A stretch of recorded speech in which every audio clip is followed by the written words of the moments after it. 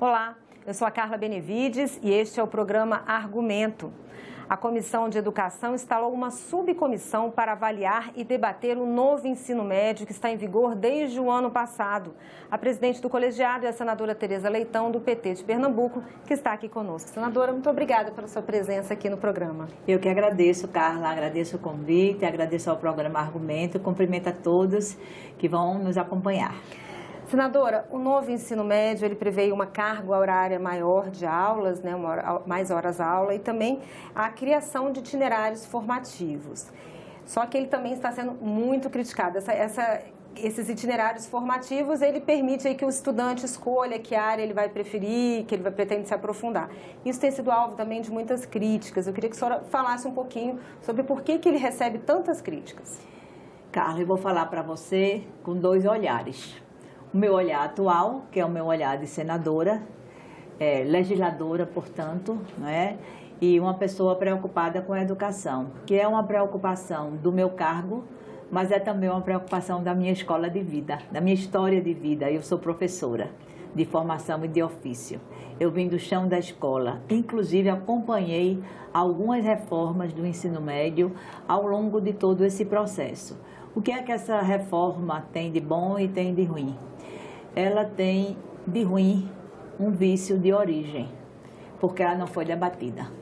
Esse é o primeiro problema dela. Ela foi imposta interrompendo um processo de discussão que vinha sendo feito, tendo como referência o Plano Nacional de Educação, que, por sua vez, obedece os ditames da LDB, a Lei de Diretrizes e Bases da Educação, que prevê para o ensino médio, que é a fase final da educação básica, que prepare o estudante para a vida, que prepare o estudante para o exercício da cidadania, que dê acesso ao estudante a todos os conhecimentos necessários para ele enfrentar o mundo do trabalho e, se quiser e tiver condições, que é por isso que a gente luta, dê continuidade aos seus estudos em nível superior.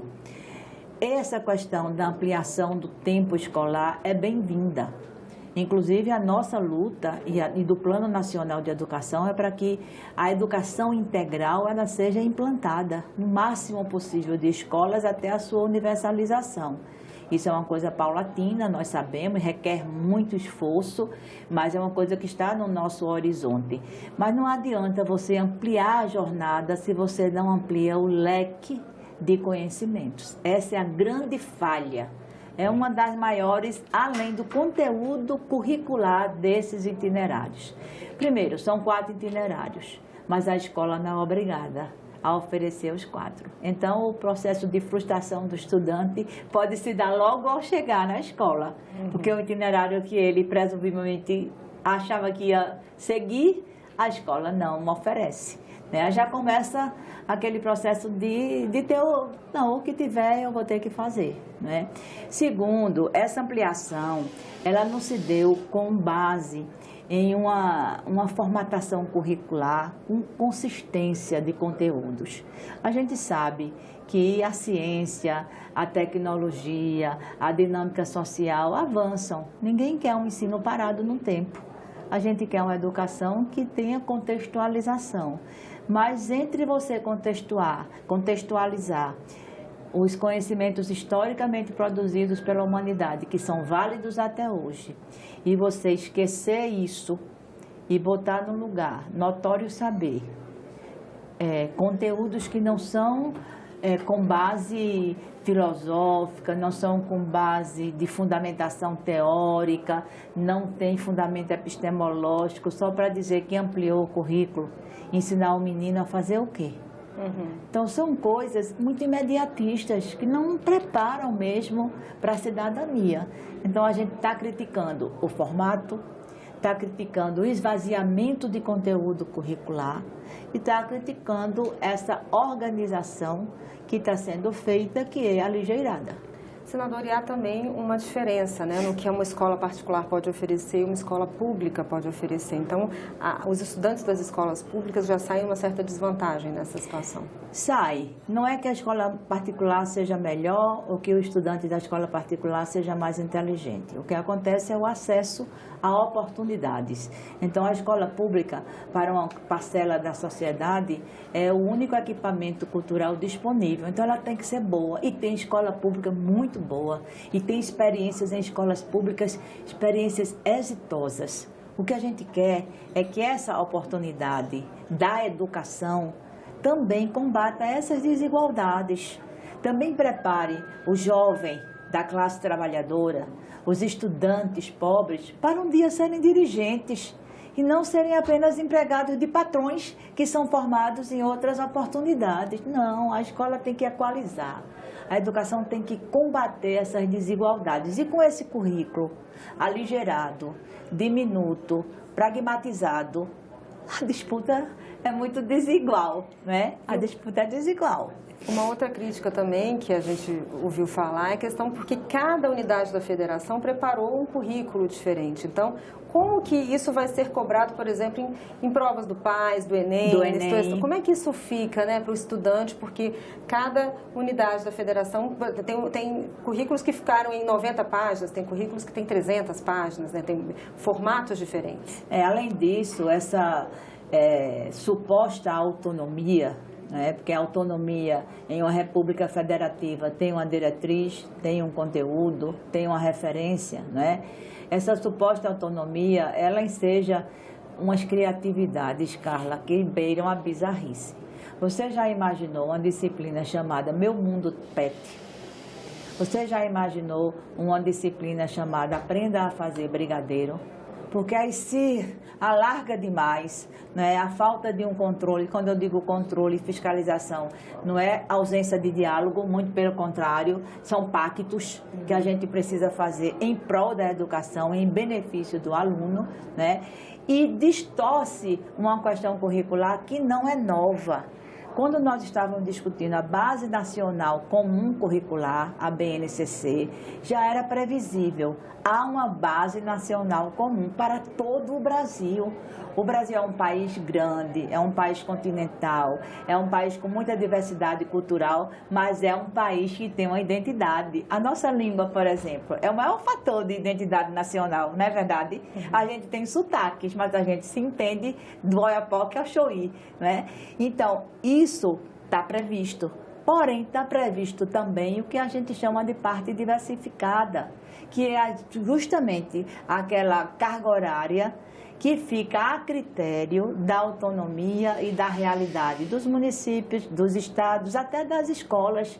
Mas isso não é a totalidade da carga horária. Isso é possível ser feito. Isso já foi feito com êxito. Isso está previsto no Plano Nacional de Educação. Se o governo passado tivesse observado as metas e as estratégias do Plano Nacional de Educação, não precisava ter feito essa reforma de maneira como ele fez, sem diálogo e sem participação social. Agora, senadora, há também aqueles alunos, né, e muitos profissionais que falam hoje assim, nossa, eu não precisava ter estudado isso para a profissão que eu escolhi, né? Há também, assim, de certa forma, um contentamento de alguns alunos, de parte dos alunos, porque hoje eles conseguiram se aprofundar, estão conseguindo escolher exatamente o que a parte que eles mais gostam, que eles pretendem se aprofundar. Esse é um lado positivo da reforma? É um lado que pode ser positivo se essa escolha ela for organizada pelo diálogo. Porque a educação não pode ser tratada como momentos individuais. A escola é um espaço coletivo, é um espaço de troca, de enriquecimento cultural. O que foi que faltou e que a gente está prevendo exercitar nesse momento? Faltou diálogo. Faltou diálogo com os governadores, faltou diálogo com os prefeitos, com os secretários estaduais de educação, com os secretários municipais de educação, com as organizações sociais que compunham o Fórum Nacional de Educação. Então, o que foi que o movimento Revoga já produziu de positivo? O diálogo, a abertura para o diálogo. O ministro da Educação recompôs o Fórum Nacional de Educação do jeito como ele era antes do golpe. O ministro também está criando uma consulta, da qual o fórum vai participar. A elaboração da consulta, a execução da consulta, onde os estudantes vão ser ouvidos. Os que gostam e os que não gostam.